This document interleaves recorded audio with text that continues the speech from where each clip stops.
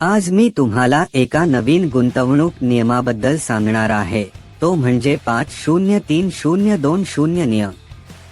म्हणून कृपया व्हिडिओ शेवटपर्यंत पहा आणि आवडला तर लाईक, शेअर आणि सबस्क्राईब नक्की करा. 503020 नियम हा एक सोपा आणि प्रभावी बजेटिंग आराखडा आहे जो तुमच्या इन्कम्स मॅनेजमेंट करण्यात मदत करतो. हा 3 कॅटेगोरीज मध्ये विभागलेला आहे: नीड्स, वॉन्ट्स अँड सेव्हिंग्ज. गरजा, इच्छा आणि बचत. तुमच्या पैशाचे गुंतवणूक करण्यासाठी 503020 प्रमाण कसे वापरावे ते येथे दिले आहे. 50% नीड्स म्हणजे गरजांसाठी तुमच्या उत्पन्नाचा हा भाग आवश्यक खर्चांसाठी असावा, अशा गोष्टी ज्या जगण्यासाठी आणि कामासाठी आवश्यक आहे.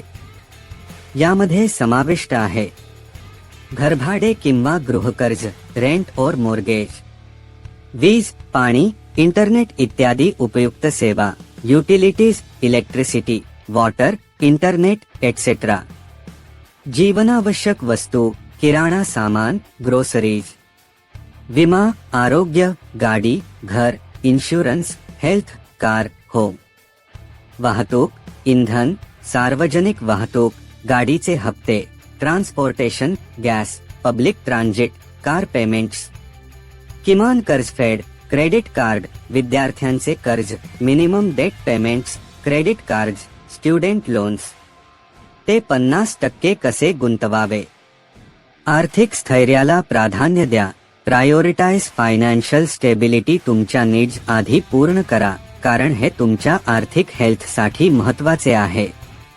या भागातून थेट गुंतवणूक करू नका, बट 3 ते 6 महिन्यांच्या खर्चाचा इमर्जन्सी फंड तयार करण्यासाठी हा निधी वापरू शकता. 30% इच्छांसाठी, वॉन्ट्स. इच्छा या कॅटेगरीत अशा गोष्टींचा समावेश आहे ज्या जगण्यासाठी आवश्यक नसल्या तरी तुमच्या जीवनाचा दर्जा सुधारतात. उदाहरणे: बाहेर जेवणे, मनोरंजन, छंद, डायनिंग आउट, एंटरटेनमेंट, हॉबीज. प्रवास, ट्रॅव्हलिंग. सदस्यत्वे, स्ट्रीमिंग सेवा, gym membership, subscriptions, streaming services, gym memberships. कपडे, जेट्स आणि लक्झरी वस्तू खरेदी, shopping for clothes, gadgets and other luxury items. 33% कसे गुंतवावे? स्वतंत्र गुंतवणूक, डिस्क्रेशनरी इन्व्हेस्टिंग. या रकमेपैकी काही भाग रिस्कियर ॲसेट्स, मालमत्तांमध्ये गुंतवा, जसे की स्टॉक्स, म्युच्युअल फंड, ETF किंवा अल्टरनेटिव्ह इन्व्हेस्टमेंट्समध्ये, सच ॲज रिअल एस्टेटचा विचार करा. इंडेक्स फंड, ETF आणि कमी किमतीचे म्युच्युअल फंड लोकप्रिय पर्याय आहे. 20 बचत आणि गुंतवणुकीसाठी, सेव्हिंग्ज अँड इन्व्हेस्टमेंट्स. लास्ट 20 हा दीर्घकालीन संपत्ती निर्माण करण्यासाठी, बचत आणि गुंतवणुकीसाठी डेडिकेटेड असावा. यामध्ये समाविष्ट आहे आणीबाणी निधी, इमर्जन्सी फंड, निवृत्ती निधी, उदा. 401K इरा किंवा पेन्शन योजना, रिटायरमेंट अकाउंट. 401K इरा और पेन्शन प्लॅन. दीर्घकालीन गुंतवणूक, स्टॉक्स, बाँड्स, स्थावर मालमत्ता, long term investments like stocks, bonds, real estate. लहान मुदतीच्या बचती, उदा. घर खरेदीसाठी डाऊन पेमेंट, शिक्षण, short term savings for major goals like a down payment, education etcetera. उच्च व्याज कर्जफेड, credit card. Paying off high interest debts like credit card balances if applicable. ते 20 कसे गुंतवावे? निवृत्ती योजना, रिटायरमेंट अकाउंट. तुमच्या नोकरीदाराच्या 401K योगदानाचा लाभ घ्या. शेअर बाजार, लांब मुदतीसाठी इंडेक्स फंड, ETF किंवा वैयक्तिक शेअर्समध्ये गुंतवा. बाँड्स, कमी जोखमीसाठी बाँड्स किंवा बाँड फंड्स निवडा.